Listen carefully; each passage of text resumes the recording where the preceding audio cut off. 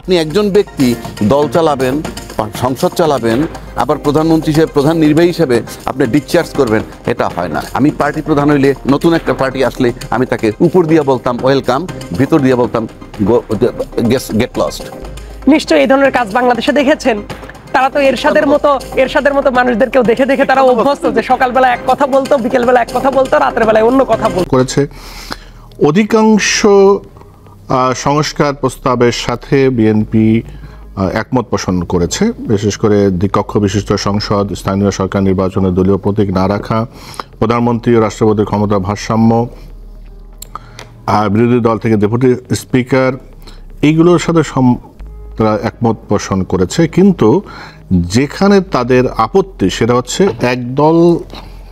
একজন দলীয় প্রধান, মানে প্রধানমন্ত্রী, সংসদ নেতা বা দল প্রধান হতে পারবেন না।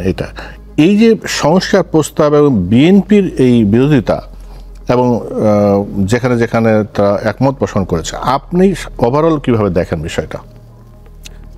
ধন্যবাদ আপনাকে, আমার সহ-আলোচক এবং আপনার দীপ্ত টিভির সমস্ত দর্শক শ্রোতা। দেখেন, রাজনীতিতে প্রথম কথা হলো বিরোধ থাকবে। যদি মীমাংসা হয়েই গেল তাহলে কিন্তু আর থাকে না কিছু। এই প্রস্তাব দিলাম, এগ্রি করলাম, তো হয়ে গেল, শেষ।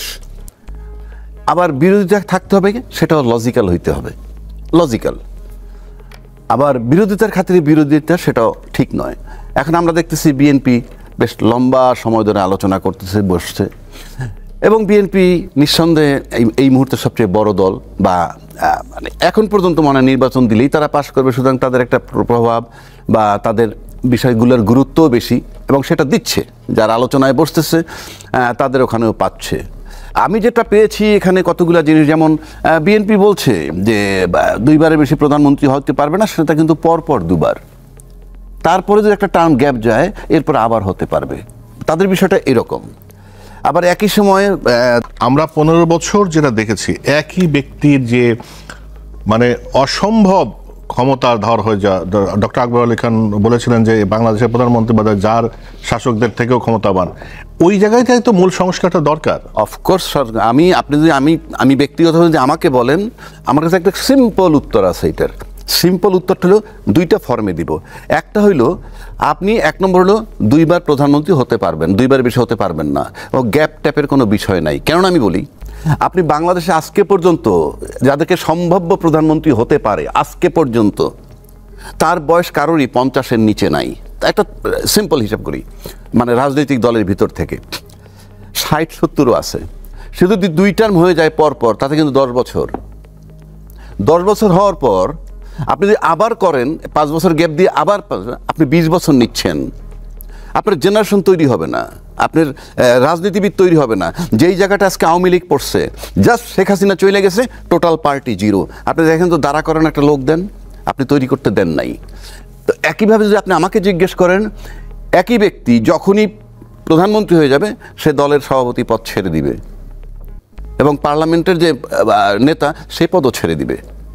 সেখানে আপনি আরেকজনকে দেন, কারণ আপনি এক সিদ্ধান্ত, আপনি একজন ব্যক্তি দল চালাবেন, সংসদ চালাবেন, আবার প্রধানমন্ত্রী হিসেবে, প্রধান নির্বাহী হিসেবে আপনি ডিসচার্জ করবেন, এটা হয়। বিকজ আমরা 17 বছর যে সংবিধান সংশোধন করছে, 17 বার 53 বছরে, এটা একটা স্বৈরাচারের চটি বই বানানো হয়েছে, জাস্ট চটি বই। এবং 70 অনুচ্ছেদ যদি থাকে, আমরা মনে করি বিএনপির টপ 2জন নেতা, আওয়ামী লীগের শেখ হাসিনা পরিবার, ওইদিকে মানে এছাড়া আমি কোনো লোকই খুঁজে পাই না। আপনার সেকেন্ড মানুষ চিন্তাই করে না। এই যে চিন্তা করে না, এটা একটা বিরাট রাজনৈতিক শূন্যতা তৈরি হয়েছে। 2 নম্বর, আমি আরেকটা জায়গায় যাই। আপনি যদি এগ্রি করেন যে এই সংসদে মেনে নিলাম, তাদের সবাই এগ্রি করে, তারপর সেটা তাদের গঠনতন্ত্রে ঢুকাতে হবে আমি মনে করি। আর গঠনতন্ত্র যদি আপনি সংশোধন করে ফেলেন, আমার সংবিধানে লেখা লাগে না। আর সবশেষে বলি একটা কথা, এখন আপনি যদি বাংলাদেশ যে কায়দায় চলে, আর সে কায়দায় যদি আমি আমার মতো করে চলতে চাই, এখন হয়তো আমি রাষ্ট্রীয় খাতিরে বলতেছি, দেশের স্বার্থে বলতেছি, জনগণের স্বার্থে বলতেছি, আমি যদি একটা পার্টির প্রধান হইতাম, তাইলে আমি কি করতাম সেটা আমি জানি না। আমি পার্টি প্রধান হইলে, নতুন একটা পার্টি আসলে আমি তাকে উপর দিয়ে বলতাম ওয়েলকাম, ভিতর দিয়ে বলতাম গেট লস্ট। কারণ এটা স্বাভাবিক। আমি কেন বাজারে প্রতিদ্বন্দ্বী নিব? তা আমি যদি মনে করেন কোনো পার্টির চিফ হইতাম, ইভেন এই বড় দলের প্রধান হইতাম, আমি কি করতাম জানেন? সিম্পল, যত পদের সংস্কার আসে আমার তো একটা ইমেজ আছে, এই আজকে পর্যন্ত যে গ্রহণযোগ্যতা, আমি একদম শুরুতে অগাস্ট মাস যখনই আমি সমস্ত টিক মার্ক দিয়ে দিয়ে দিয়ে দিয়ে মেনে যেতাম। কেন মেনে যেতাম? তারপরে আপনি নির্বাচন দেন, নির্বাচন দেওয়ার পর 2/3 মেজরিটি নিয়ে যাব, দরকার হলে আমি যদি গয়রহ আবার মনে করি বাতিল করে দিব, বাতিল করব। কিন্তু এই যে আলোচনাটা চলতেছে, এই আলোচনায় কিন্তু আপনি শেষ করা কঠিন হবে। এই দিস ওয়ে দ্যাট ওয়ে লড়াই। দেখে আবহাওয়া রাজ্জাকে আপনি যেটা বললেন যে আপনি যদি এরকম একটা প্রভাবশালী দল প্রধান হতেন তাহলে আপনি টিকমার্ক দিয়ে হয়ে যেতেন, আবার যদি মনে হতো যদি আপনি করতেন, হ্যাঁ, না হলে এটা ফেলে দিতেন। 2/3 মেজরিটি এটা কিন্তু সেই ওই যে সেই স্বৈরাচারী স্বৈরাচারী মানে এখনো শিক্ষা কেন বললাম নেই এবং আপনি সেই জায়গায় আছেন। না কেন বললাম, আমার মন্তব্য করা ঠিক না। না ইতিমধ্যে বড় দলের লোক বলছে আমরা এগুলা মানি না এবং ক্ষমতায় গেলে এগুলা ফেলে দিব। তার মানে ওই যে সেই যে ওখানে যেতে চায়, শিক্ষা নাই, ওখানে যেতে চায় কেউ শিক্ষা চায় না। যেটা বলেন এই মন্তব্যের সাথে আপনার মন্তব্য চাইবো, এই যে মানসিকতা আমাদের মাইন্ডসেট এখনো কিন্তু সেই পুরনো ধাঁচের মাইন্ডসেটের মধ্যে রয়েছে কিনা। আমরা নির্বাচনটা বিশেষ করে এই যে প্রধানমন্ত্রী নিয়ে আমরা আলোচনা করছি, তার ক্ষমতা, এটা নিয়ে কিন্তু যখন শেখ হাসিনা ক্ষমতায় ছিল তখনও কিন্তু অনেকেই, ডক্টর আকবর আলী খানের মতো অনেকেই কিন্তু বলেছে যে এই ব্যবস্থার পরিবর্তন হওয়া দরকার। সেই জায়গায় এসে বিএনপির এই আপত্তিকে কিভাবে দেখেন? ধন্যবাদ। আলোচনাটা যে ফ্রেমিং এর ভেতরে আপনি নিয়ে এসেছেন, আমার কাছে মনে হয় এই জায়গায় কয়েকটা প্রেক্ষাপট একই সাথে আলোচনাটা করা জরুরি। আকবর আলী খানের উদাহরণ বলেন, আকবর আলী খান আমার অত্যন্ত প্রিয় মানুষ ছিলেন, তার বইপত্র আমি খুব মনোযোগ দিয়ে পড়ার চেষ্টা করি, কারণ বাংলাদেশের যে কয়জন বিদগ্ধ ব্যক্তি ছিলেন আমি মনে করি যে তার ভেতরে অবশ্যই আকবর আলী খান অন্যতম একজন। এবং তার ফলশ্রুতিতেও আপনি যদি কালেকটিভলি সংস্কার প্রস্তাবের দিকে তাকান, দেখা যাবে সংখ্যার বিচারে যদি 5টা সংস্কার কমিশন যেগুলো আলোচিত হচ্ছে 694টা, যদি আমি ভুল না করি সংস্কার প্রস্তাব ছিল, এর ভেতরে কিন্তু বিএনপিও মোর অর লেস 85%-এর উপরে, অলমোস্ট 90%, 89%-এর মতো তারা কিন্তু একমত। কিছু কিছু জায়গায় এসে দ্বিমতের জায়গাটা আসছে। এটা রাজনৈতিক দল হিসাব করলে যে কোনো রাজনৈতিক দলই তাদের একটা নিজস্ব রাজনীতি আছে। সংস্কার কমিশনের প্রস্তাবের সাথে প্রত্যেকটা রাজনৈতিক দল ইনএভিটেবলি একমত হবে, এটা এক্সপেক্ট করাটা উচিত না। সেটাই যদি হতো তাহলে তার ঐক্যমত্য কমিশনের কোনো দরকার ছিল না। প্রাইম মিনিস্টারের ক্ষমতার কথা হচ্ছে।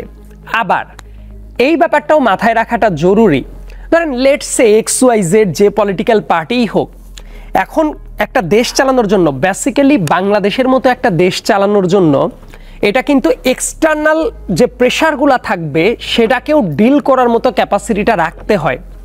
তার কারণ হলো আমাদের যদি বর্ডার এরিয়াগুলো খেয়াল করেন, এক সাইডে বঙ্গোপসাগর আর 3 সাইড মিলে যে 2টা দেশ আছে, এই 2টা দেশ কিন্তু মোর অর লেস অনেক ক্ষেত্রে ডিপ্লোম্যাটিক্যালি হোস্টাইল দেশ, যদিও আমরা বন্ধুভাবাপন্ন দেশ বলার চেষ্টা করি।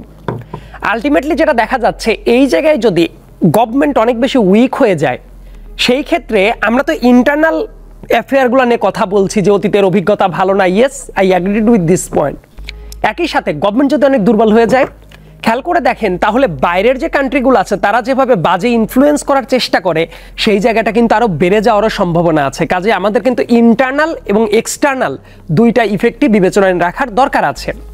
আবার আরেকটা যেটা কথা বলেন, ক্ষমতার ভারসাম্য, বিভিন্ন কিছু দেখেন, কাগজ কলমে অনেক কিছুই যদি লিখে রাখা যায়, লিখে রাখলেই চমৎকার হয়ে যাবে এটা আমি বিশ্বাস করি না। মাইন্ডসেট খুব গুরুত্বপূর্ণ। কারণ আবহাওয়া রাজ্জাকি ভাই আমার কাছে মনে হয় ওইটা যদিও বলছিলেন, কিন্তু আমার কাছে মনে হয়েছে ওইটা আসলে বলার জন্য বলা, যে পরিস্থিতি ব্যাখ্যা করার জন্য, যে আমি যদি এটা হয় আমার হাতে ক্ষমতা আসলে ইনস্ট্যান্ট বাদ দিয়ে দেওয়া যায়। তবে আবহাওয়া রাজ্জাকি ভাইরা যে বয়স থেকে রাজনীতি বুঝেন বা শেখেন, আসলে তাদের অভিজ্ঞতার ঝুলি অনেক লম্বা। নিশ্চয়ই এই ধরনের কাজ বাংলাদেশে দেখেছেন। তারা তো এরশাদের মতো মানুষদেরকেও দেখে দেখে তারা অভ্যস্ত, যে সকালবেলা এক কথা বলতো, বিকেলবেলা এক কথা বলতো, রাতের বেলায় অন্য কথা বলতো। সে জাতীয় কাজ হয়েছে। কিন্তু সামনের যেটা মনে হয় জুলাই গণ অভ্যুত্থানের পরে একটা ব্যাপার খুবই সুনিশ্চিত, রাজনীতিটা রাজনীতিবিদদের জন্য খুব কঠিন হয়ে যাবে।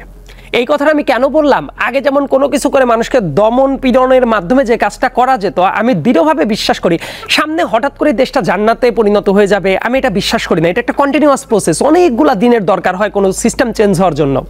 কিন্তু বিগত যে রেজিমটা ছিল, তারা যেভাবে দমন পীড়ন করার চেষ্টা করত, যে কেউই ক্ষমতায় আসলে অ্যাটলিস্ট ওই জায়গা থেকে ভালো পজিশনে যাবে। কারণ কি, অনেক কিছু মানুষ যেভাবে চুপচাপ মেনে নিত, বিভিন্ন ইস্যু দেখে আমার কাছে মনে হয় যে জনগণের ভেতরে এখন ওই জায়গাটা গ্রো করেছে যে তারা প্রশ্নটা করতে পারবে। সো আরেকটা ব্যাপার হলো বিভিন্ন জায়গায় যেমন বিএনপির যেসব প্রস্তাবনা আছে এখন পর্যন্ত চূড়ান্ত লেভেলে চলে আসছে ব্যাপারটা এমন না, অনেক জায়গায় তাদের দ্বিমতের জায়গাটা আছে। তবে আমার কাছে যেটা মনে হয় আরো কিছু কিছু জায়গায় তারা আলাপ আলোচনার মাধ্যমে আরো কিছু কিছু সংস্কার প্রস্তাবের সাথে একমত পোষণ করতে পারে। যদি করে তাহলে সেটা সবার কাছে আর একটু ওয়েল অ্যাকসেপ্টেড হতে পারে। তবে তাদেরও কিছু কিন্তু ফিলোসফি আছে, সেই ব্যাপারগুলো